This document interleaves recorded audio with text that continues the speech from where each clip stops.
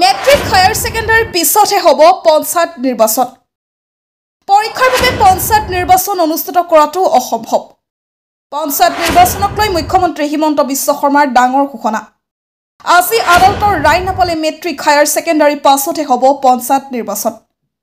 শুকুৰবাৰে অনুষ্ঠিত হ'ল অসম চৰকাৰৰ কেবিনেট বৈঠক। বৈঠকৰ অন্তত সংবাদমেল সম্বোধন কৰে মুখ্যমন্ত্ৰী হিমন্ত বিশ্ব শৰ্মাই। অসম কেবিনেটৰ সিদ্ধান্ত অনুসৰি ডিব্ৰুগড়ৰ প্ৰস্তাৱিত বনভূমিক ৰাজহ গাঁৱলৈ ৰূপান্তৰ কৰা হ'ব। খিলঞ্জীয়া লোক থকাৰ বাবে উচ্ছেদ নকৰাৰ সিদ্ধান্ত গ্ৰহণ কৰে কেবিনেটে। একেদৰে এইটাৰে পৰা শাক পাচলি বজাৰত বিক্ৰী কৰিলে মহলদাৰক দিব নালাগে কৰ। শাক পাচলি আৰু তামোল পাণ বিক্ৰী কৰা লোকৰ পৰা মহলদাৰে ল'ব নোৱাৰিব টকা। এই সিদ্ধান্ত ৰাজ্যিক কেবিনেটৰ। ইয়াৰ পৰা উপকৃত ক্ষুদ্ৰ ব্যৱসায়ীসকল উপকৃত হোৱাৰ আশা প্ৰকাশ কৰে মুখ্যমন্ত্ৰীয়ে। পঞ্চায়ত নিৰ্বাচনক লৈও মন্তব্য কৰে মুখ্যমন্ত্ৰীয়ে। তেওঁ কয়, আজিৰ ভিতৰত গুৱাহাটী উচ্চ ন্যায়ালয়ৰ ৰায় আহিব বুলি ৰৈ আছিলোঁ। পঞ্চায়ত নিৰ্বাচন অনুষ্ঠিত কৰিবলৈ আমি ৰৈ আছোঁ। আজি নিশা 12 বছৰ পূৰ্বে উচ্চ ন্যায়ালয়ৰ ৰায় নাপালে একেবাৰে মেট্ৰিক আৰু হায়াৰ ছেকেণ্ডাৰী পৰীক্ষাৰ পাছতহে পঞ্চায়ত নিৰ্বাচন অনুষ্ঠিত কৰাৰ সিদ্ধান্ত ল'ব লাগিব। আজি নিশা 12 বছৰ পূৰ্বে ৰায়দান নিদিলে পঞ্চায়ত নিৰ্বাচন পাতিব পৰা নাযাব। কৰিমগঞ্জ জিলাৰ 19খন পঞ্চায়তক লৈ সেই খেলিমেলি হৈ আছে। আজি নিশা 12 বছৰ পূৰ্বে ৰায়দান আহিলে ঘোষণা কৰা হ'ব পঞ্চায়ত নিৰ্বাচনৰ দিন। ইলেকশ্যনক লৈ আজি যদি আমি পঞ্চায়ত ইলেকশ্যন ঘোষণা কৰোঁ, আমাক এমাহ সময় লাগে পঞ্চায়ত পাতিবৰ কাৰণে। আৰু আজি আমি 10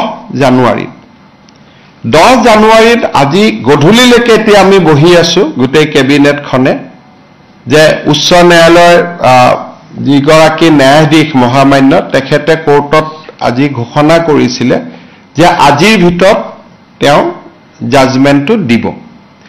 কিন্তু এতিয়ালৈকে আমি বহি আছোঁ, জাজমেণ্টটো অহা নাই। গোটেই কেবিনেটখনে ইনফেক্ট 3 ঘণ্টা সময় আমি বহি আছিলোঁ যে জাজমেণ্টটো আহিব, অলপ পিছত আহিব, এতিয়া আহিব, এনেকৈ আমি অপেক্ষা কৰি আছোঁ। ইনফেক্ট দিনৰ 2টা বজাৰ পৰাই আমি অপেক্ষা কৰি আছিলোঁ। সাধাৰণতে চৰকাৰসমূহে পঞ্চায়ত পাতিব নোখোজে, যে আমি পঞ্চায়ত নাপাতো, ইমান ইলেকশ্যনত আমি ৰিস্ক নলওঁ। বিশেষকৈ বিধানসভাৰ নিৰ্বাচনৰ আগে আগে কোনো চৰকাৰে পঞ্চায়ত পাতিব নোখোজে। আমি পঞ্চায়ত পাতিবৰ কাৰণে উদ্গ্ৰীৱ হৈ বহি আছোঁ। কিন্তু এই পৰ্যন্ত মই অলপ আগতে মহাঅধিবক্তা দেৱজিৎ শইকীয়াক টেলিফোন কৰিছিলোঁ। তেওঁ কৈছে যে এই সময়লৈকে জাজমেণ্টটো ডিক্টেশ্যন হৈ আছে, জাজমেণ্ট অহা নাই, বা যি ধৰণৰ কথা। আজি যদি ৰাতি 12টাৰ আগতে আমি জাজমেণ্টটো নাপাওঁ, পজিটিভ বা নিগেটিভ যি নহওক, তেতিয়াহ'লে আমি পঞ্চায়ত ইলেকশ্যনটো একেবাৰে মেট্ৰিক বা হায়াৰ ছেকেণ্ডেৰী পৰীক্ষাৰ পিছলৈকে লৈ যাব লাগিব। কাৰণ 14 ফেব্ৰুৱাৰীৰ পৰা মেট্ৰিক আৰু হায়াৰ ছেকেণ্ডেৰী আৰম্ভ হ'ব। আৰু যদি এবাৰ ইলেকশ্যন কৰিলে 1 মাহ সময় লাগে নটিফিকেশ্যনৰ পৰা, আৰু 2টা ফেজত কৰিলে আজি হ'ল 10 তাৰিখ, 10 ফেব্ৰুৱাৰীত এটা হ'ব পাৰে, 12 ফেব্ৰুৱাৰীত এটা ইলেকশ্যন হ'ব পাৰে। কিন্তু আজি যদি ৰাতি 12টাৰ আগতে যদি হাইকোৰ্টৰ পৰা অৰ্ডাৰটো ওলাই নাহে, আৰু পিছৰ 10 দিনো হাইকোৰ্ট বন্ধ আছে, গতিকে তাৰ পৰিপ্ৰেক্ষিতত মই ভাবোঁ যে পঞ্চায়ত ইলেকশ্যন পতাটো অসম্ভৱ হৈ পৰিব। কাৰণ মেট্ৰিক আৰু হায়াৰ ছেকেণ্ডেৰী পৰীক্ষাৰ মাজত পঞ্চায়ত ইলেকশ্যন পাতিব পৰা নাযাব। গতিকে যিসকলে মোক সুধি আছে যে পঞ্চায়ত ইলেকশ্যন কেতিয়া হ'ব, মোৰ উত্তৰ এইটোৱে যে চৰকাৰে আজি 3 দিন ধৰি, আৰু কেছবিলাক হৈছে অকল এটা কৰিমগঞ্জ জিলাৰ 19খন পঞ্চায়ত লৈ, বাকী অসমখন ইয়াৰ লগত জড়িতই নাই।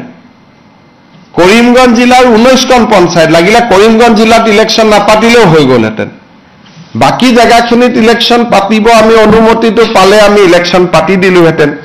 এই 12টা বজালৈকে আমি অপেক্ষা কৰিম। কিন্তু আজি যদি ৰাতি 12টা বজাৰ ভিতৰত যদি নাহেগৈ হাইকোৰ্টৰ পৰা, তেতিয়াহ'লে মই ভাবোঁ যে মেট্ৰিক আৰু হায়াৰ ছেকেণ্ডেৰী পৰীক্ষাৰ আগত ইলেকশ্যন হোৱাটো অসম্ভৱ হৈ পৰিব।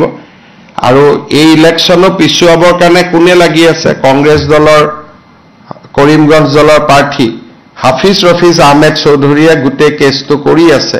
আৰু তাৰ পৰা বুজা যায় যে গোটেই পঞ্চায়ত ইলেকশ্যন খেলিবৰ বাবে হাফিজ ৰফিজ চৌধুৰী আৰু তেওঁৰ সংগীসকলে সাহস কৰিব পৰা নাই।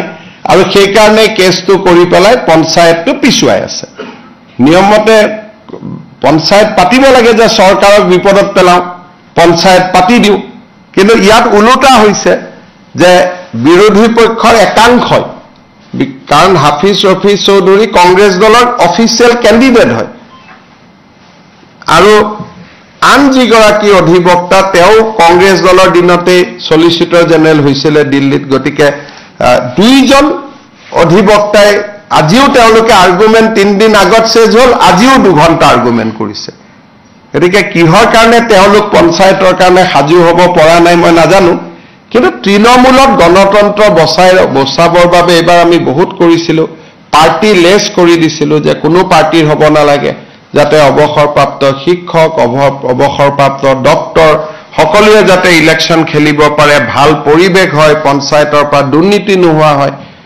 যি নহওক আমিতো হাইকোৰ্টৰ ওপৰত মাতিব নোৱাৰো গতিকে ৰাতি 12টালৈকে অপেক্ষা কৰিম আৰু 12টাৰ আগত যদি জাজমেণ্ট পাওঁ হ'ব নহ'লে আৰু এইটো মেট্ৰিক হায়াৰ ছেকেণ্ডাৰী পিছলৈকে পিছুৱাই যাব তাৰ পিছতো বানপানী আহিব বা বানপানী থাকিব কি পৰিৱেশ হয় আৰু এতিয়াই ক'ব পৰা নাযাব